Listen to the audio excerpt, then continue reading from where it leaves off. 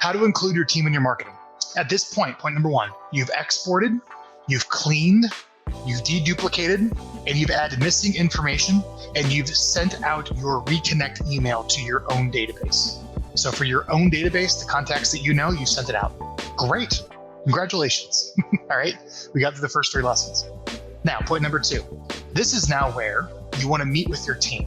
So if you have agents to work for you, you have a little come to Jesus meeting. You bring everyone together and say, hey guys, I want to step up our marketing game in a way where we're not going to go broke doing it. To show them, lead by demonstrating what you're doing to your list. And it might not be a bad idea to give everyone a copy of the Millionaire Real Estate Agent book that Gary Keller wrote. It's not promoting a KW thing. It's just a really good book. So I think it'd be good to show them what you're doing, but also read that chapter together or give them a homework assignment on, the concept of a 33 tech with your existing list. I think they're going to buy into the concept. So point number 3 is let them know is that you're going to rebrand your marketing to communicate the team concept. What that means is you're going to take photos of all your rainmakers, all the agents that work for you, your listing agents and your buyer's agents, and you're going to go ahead and put them on the top of your blog. You're going to put them on the top of your email headers. You're going to put them on the top of Facebook, all your social media graphics to show the team. And if you're smart, you are in the back. So 3A is do not take photos of the entire team. You want to take individual photos so you can extract and edit them together in Photoshop.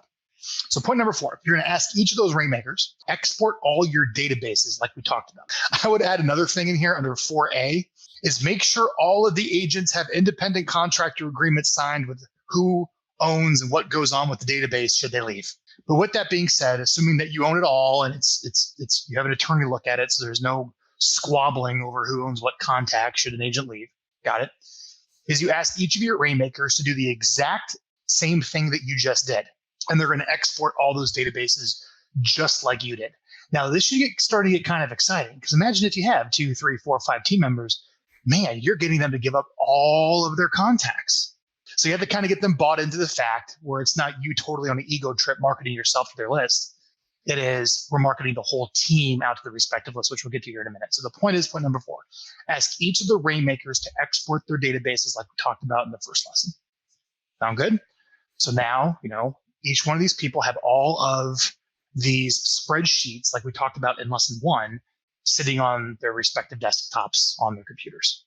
Step number 5, and we will do this for you. For those of you who are clients and you actually have a team member that does this, send it into us. We'll scrub it to NeverBounce. Send it to us.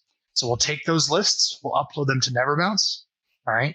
And we'll remove all the bad emails. That way now, those lists, when we talked about this, those lists that each of your agents exported that are probably full of a bunch of crappy emails are uploaded to NeverBounce and we download the downloads, the ones that actually work. So point number 6, let's say we have Mary on your team and we have Mary's Gmail export. You want to go into that spreadsheet and open a new column in every single spreadsheet, and you're going to call that column Contact Owner. You're going to type her name and fill it all the way down. So in each of those spreadsheets, the agent's name should be the contact owner for every single one of the records. Where I'm getting with this way we upload them to your system and you get the reporting, people know whose contact is whose. So we're going to make sure that we had a contact owner column to each of these respective spreadsheets. That's point number 6. Okay. Now, at this point, what we're going to do is we're going to upload all of these lists into your Emma account. We're going to take all of Agent A's lists, bring them into your Emma account. We're going to take all of Agent B's lists, bring them into your Emma account, Agent C into your Emma account. And each of those lists will be separate inside your account for Agent A, B, and C. Here is the secret. Point number 8. You now need to rewrite that reconnect message that you sent out. The email comes from the agent out to their list reconnecting. The agents under you are sending out the reconnect message, and it's from them in your account. It's going to be the agents on your team will be communicating with them, with you, but the emails coming forward will not be from them. It'll be from you. We're gonna scrub their list. We're gonna bring it into your Emma in a totally separate account just for them. And then we'll put together a reconnect message that comes from them out to their list with all of their stuff on it. It's just letting the people in that list know that they'll be hearing from the company going forward and not just them, which will make more sense as we go on to the lesson. All the people who opened the reconnect message that agent 1, agent 2, agent 3, agent 4 on your team sent out, anyone who opened it will now be added to your newsletter. But you can ask your agents to be in the videos with you where you interview them on a chosen topic. So not only do you have them in the graphics, right? And they sent out that initial reconnect email from their name, you can actually bring them into your videos with you. I would never want to run a team where I had different commissions for different lead sources. I mean, I'm of the opinion you're setting yourself up for disaster. All right.